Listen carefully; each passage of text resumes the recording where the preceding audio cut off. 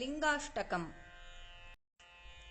ब्रह्ममुरारिसुरार्चितलिङ्गं निर्मलभासितशोभितलिङ्गं जन्मजदुःखविनाशकलिङ्गं तत्प्रणमामि सदा शिवलिङ्गं देवमुनिप्रवरार्चितलिङ्गं कामदहं करुणाकरलिङ्गं रावणदर्पविनाशनलिङ्गं तत्प्रणमामि सदा शिवलिङ्गं सर्वसुगन्धसुलेपितलिङ्गं बुद्धिविवर्धनकारणलिङ्गं सिद्धसुरासुरवन्दितलिङ्गं तत्प्रणमामि सदा शिवलिङ्गं कनकमहामणिभूषितलिङ्गं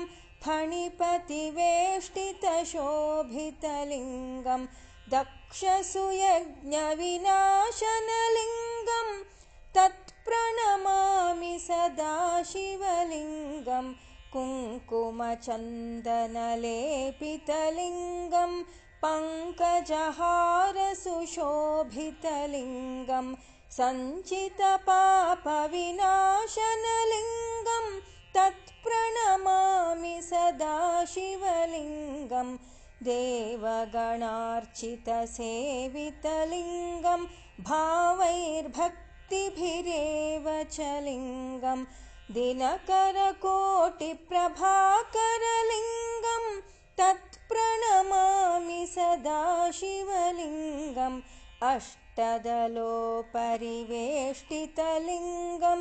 सर्वसमुद्भवकारणलिङ्गं अष्टदरिद्रविनाशनलिङ्गं तत्प्रणमामि सदा शिवलिङ्गं सुरगुरुसुरवरपूजितलिङ्गं सुरवनपुष्पसदार्चितलिङ्गं परात्परं परमात्मकलिङ्गं तत्प्रणमामि सदा शिवलिङ्गं लिङ्गाष्टकमिदं पुण्यं यः पठेत् शिवसन्निधौ शिवलोकमवाप्नोति